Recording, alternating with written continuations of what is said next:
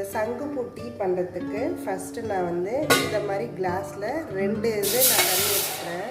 2 பேருக்குங்கிறதுனால நான் 2 இது எடுத்துக்கிறேன். இது நல்லா கொதிக்கணும்.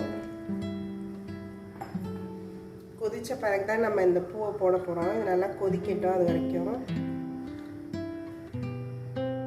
நான் வந்து சங்குப்பூ வந்து ஒருத்தருக்கு வந்து ஒரு 7லேருந்து 8 பூ வரைக்கும் யூஸ் பண்ணுறேன். அது போதும் நம்மளுக்கு. இல்லை நீங்கள் குறைக்கிறனாலும் குறைச்சிக்கலாம், இல்லை 7ங்கிறது போதும். ஒரு ஆளுக்கு வந்து ஒரு 7 இது போட்டுக்கலாம்.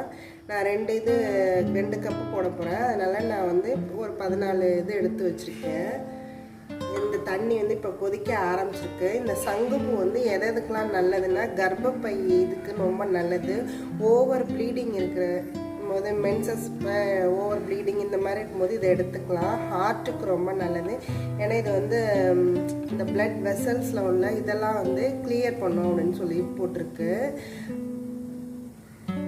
இது டயாபெட்டிக்ஸ்க்கும் நல்லது. ஏன்னா இதில் வந்து ஒரு லைட்டாக துவர்ப்பு சுவை வந்து இந்த பூவில் இருக்குங்கிறதுனால இது வந்து டயாபெட்டிக்ஸ்க்கு ரொம்ப நல்லது. அது பிளட்டில் வந்து சுகர் லெவலை கண்ட்ரோல் பண்ணும்.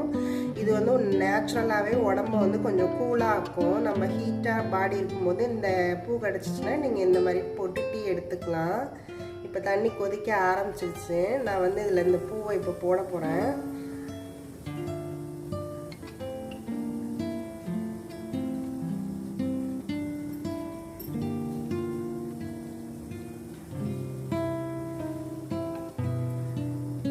போட்டேன் நான். இப்போ வந்து இதை வந்து நம்ம ஒரு 10 மினிட்ஸ் வந்து இதை நம்ம மூடி வச்சிடலாம். அப்போ தான் அந்த எக்ஸ்ட்ராக்ட் எல்லாம் நல்லா இறங்கும்.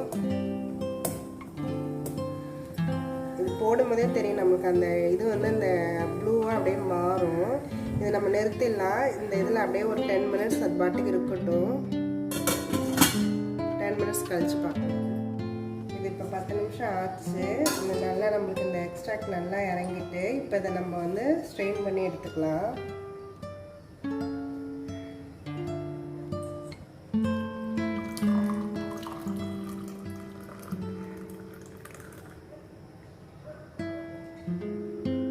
இப்போ இது ரெண்டுமே நான் ஸ்ட்ரெயின் பண்ணிட்டேன். ஒன்றுத்தில் வந்து லெமன் சேர்க்குறேன். இது லெமன் சேர்ந்தோன்னா நல்லா பர்பிளாக அழகாக கலர் மாறிடும்.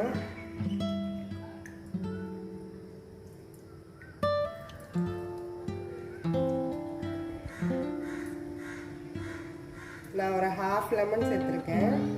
இது நம்மளோட விஷ் தான், எவ்வளோ வேணுமோ நம்ம சேர்த்துக்கிறது. உங்களுக்கு லெமன் நல்லா நிறைய டேஸ்ட் வேணும்னா இன்னும் கொஞ்சம் கூட நீங்கள் புரிஞ்சுக்கலாம்.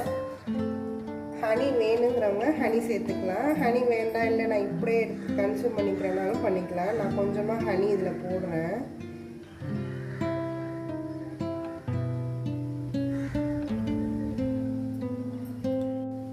இந்த இதை ஹனி போட்டேன். நான் இதை நல்லா கலக்கிக்கிறேன்.